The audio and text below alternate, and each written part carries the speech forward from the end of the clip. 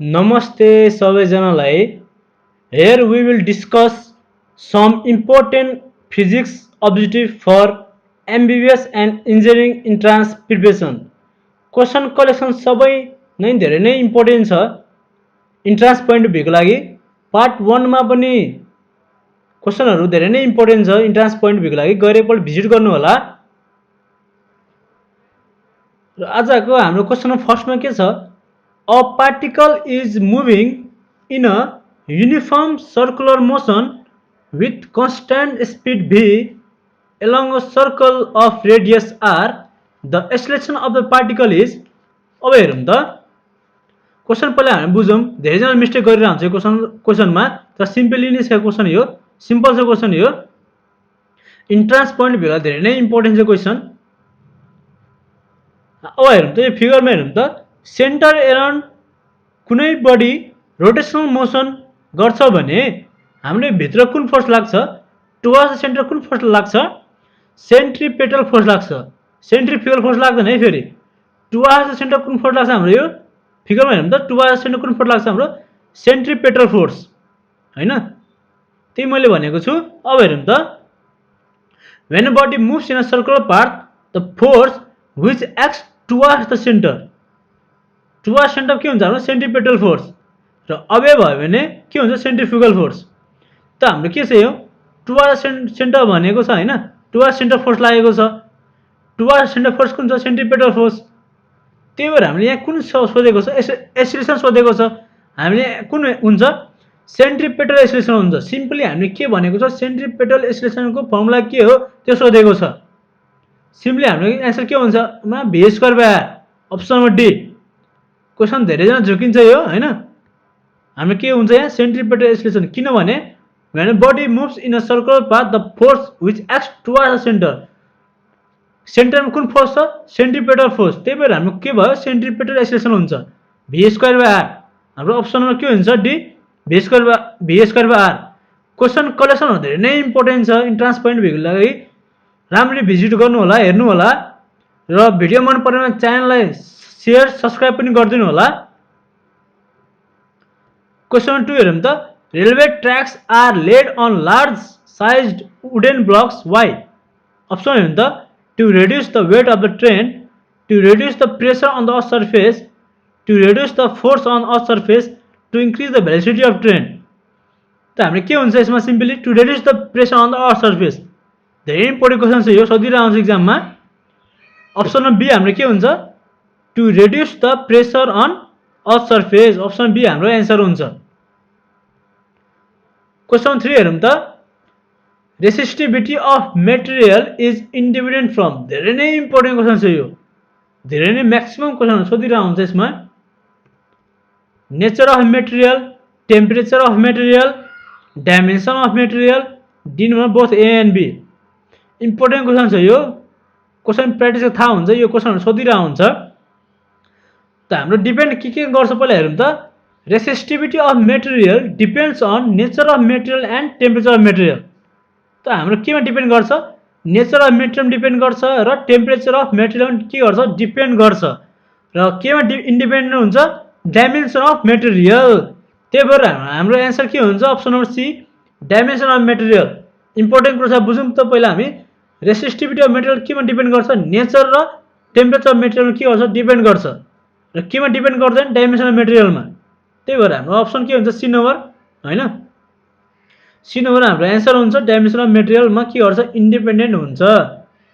Next question हेरौँ त. The wire of copper have length L and 12 and cross section area 2a and a respectively. The ratio of their specific resistance could be.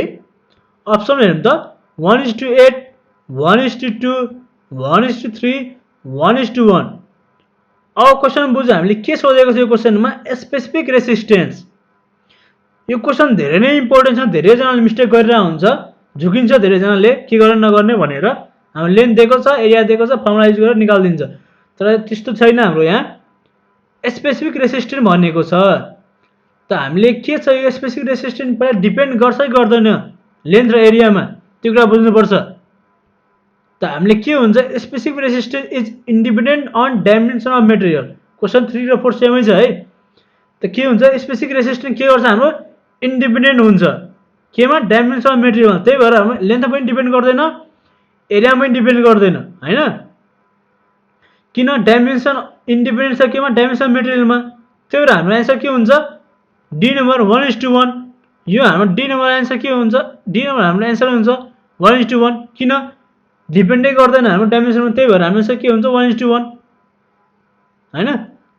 सजिलो छ हाम्रो answer के हुन्छ यहाँ 1:1। धेरै नै इम्पोर्टेन्ट क्वेसन छ यो राम्ररी हेर्ने धेरैजना मिस्टेक गरिरहन्छ यो क्वेसनमा।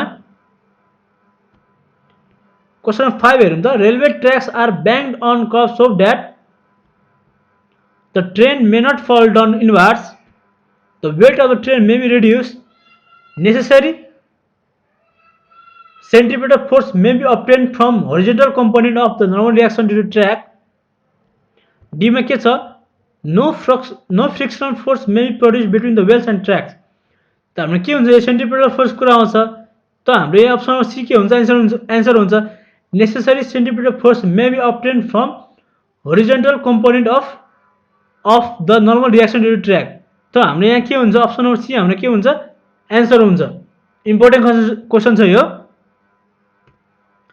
क्वेसन 6 हेरौँ त rocket works on the principle of धेरै नै इम्पोर्टेन्ट क्वेसन छ यो पनि। जति क्वेसन कलेक्सन गरेको छु मैले एकपल्ट राम्ररी हेर्नु धेरै नै इम्पोर्टेन्ट क्वेसनहरू छ इन्ट्रान्स पोइन्ट अफ भ्यूको लागि। अप्सन हेर्नु त न्युटन्स थर्ड ल Newton's first law Newton's second ल आर्किमिडीज प्रिन्सिपल। सिम्पली के हुन्छ रकेट वर्क्स अन प्रिन्सिपल धेरैजना यो एन्सर आइरहेको होला न्युटन्स थर्ड ल हाम्रो एन्सर हुन्छ option number A Newton's third law rocket works on the principle of Newton's third law. Part 1 मा पनि मैले न्युटन्स थर्ड लको क्वेसनहरू मैले हालिदिएको छु गएर एकपल्ट हेर्नु होला Newton's third law. Question 7 the when milk churn the cream separates from it due to option हेरौँ त frictional force centrifugal force gravitational force viscous force. अब मैले क्वेसन फर्स्टमा मैले सेन्ट्रिपेटल कुरा गरेँ त्यसमा सेन्ट्रिफ्युगल कुरा आउँछ। अब हेर्नु त when body moves in a circular path the force that acts away from the centre away from centre भने के हो centrifugal force towards the centre भने के हो सेन्ट्रिपेटल फोर्स। इम्पोर्टेन्ट कुरा छ यिनीहरू। त्यसमा हामीले के हुन्छ when milk churn the cream separate from due to the away from the centre जान्छ हैन। त्यही भएर हाम्रो के हुन्छ सेन्ट्रिफ्युगल फोर्स हुन्छ। अप्सन नम्बर बी के हुन्छ हाम्रो सेन्ट्रिफ्युगल फोर्स हाम्रो एन्सर हुन्छ। धेरै नै इम्पोर्टेन्ट कुरा छ है क्वेसन नम्बर 1 र 7 धेरै नै इम्पोर्टेन्ट कुरा छ। मैले यहाँ डेफिनेसनमै लेखिदिएको छु टुवर्ड्स द सेन्टर गयो भने सेन्ट्रिपेटल अवे गयो भने सेन्ट्रिफ्युगल फोर्स। इम्पोर्टेन्ट क्वेसन छ इन्ट्रान्स पोइन्ट अफ भ्यूको लागि।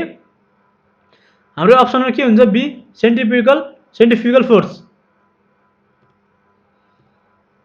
क्वेसन 8 हेरौँ त the SI unit of conductivity is ohm mho ohm metre inverse.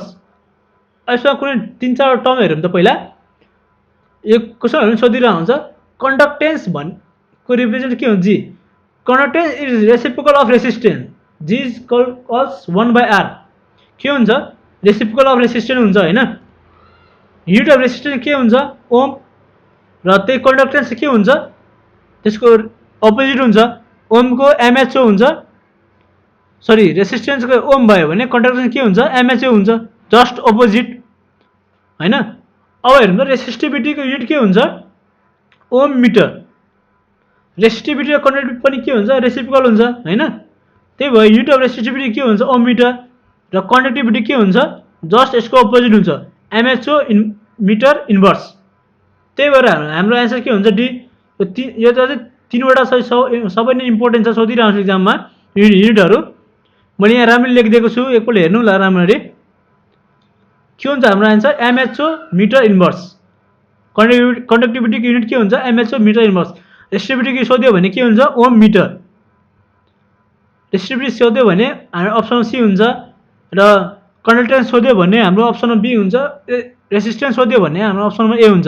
तर यहाँ के सोधेको छ कन्डक्टिभिटी त कन्डक्टिभिटी हाम्रो के हुन्छ रेसिस्टिभिटीको अपोजिट हुन्छ हैन mho metre inverse. Option number हाम्रो के हुन्छ डी। हाम्रो अप्सन नम्बर के डी हुन्छ एन्सर। च्यानललाई प्लिज सब्स्क्राइब गरिदिनु होला भिडियो मन परेमा सेयर नि गरिदिनु होला। क्वेसन 9 हेरौँ त a pilot has to release the bomb to hit a target option हेरौँ त यो सजिलो धेरैजनालाई एन्सर मिलाउँछ होला यो right above the target beyond the target before the target डीमा नन धेरैजना एन्सर मिलाउँछ यो प्रोजेक्टाइल मोसनको क्वेसन हो हाम्रो के हुन्छ बिफोर द टार्गेट एन्सर हुन्छ हाम्रो option number C before the target हैन a pilot has to release the bomb to hit the target before the target हाम्रो के हुन्छ एन्सर हुन्छ option number C question number 10 हेरौँ त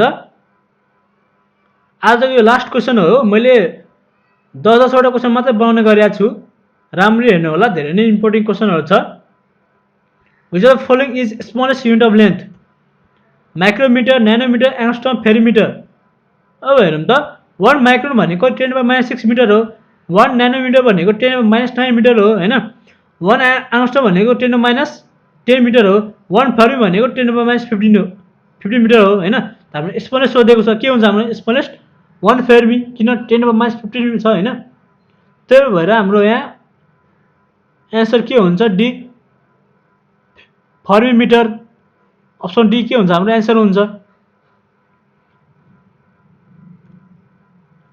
पार्ट 3 कमिङ सुन चाँडै न पार्ट 3 आउँछ भिडियो हैन अनि यो इन्जिनियरिङ एकाडेमी एप डाउनलोड गर्नु होला यो इन्जिनियरिङ स्टुडेन्टहरु धेरै इम्पोर्टेन्ट छ यसमा आईयू सिलेबस देखि लिएर पास्ट क्वेसन देखि लिएर लोकसभा सिलेबस पनि मैले हाल्दिएको छु कम्प्लिट प्याकेज छ गएर एकपल्ट भिजिट गर्नु होला मन परेमा प्लिज इन्स्टल गरिदिनु होला र यो इन्जिनियरिङ एकाडेमी फरी.com पनि भिजिट गर्नु होला यो आईयू सिलेबस देखि लिएर आईयू रिजल्ट देखि लिएर सबै कुरा छ यसमा हैन गएर भिजिट गरिदिनु होला र फेसबुक पेज इन्जिनियरिङ एकाडेमी पनि लाइक र फलो गरिदिनु होला र च्यानललाई प्लिज सब्स्क्राइब गरिदिनु होला भिडियो मन परेमा पार्ट 3 चाँडै नै आउने छ आजलाई यति नै थ्यांक यू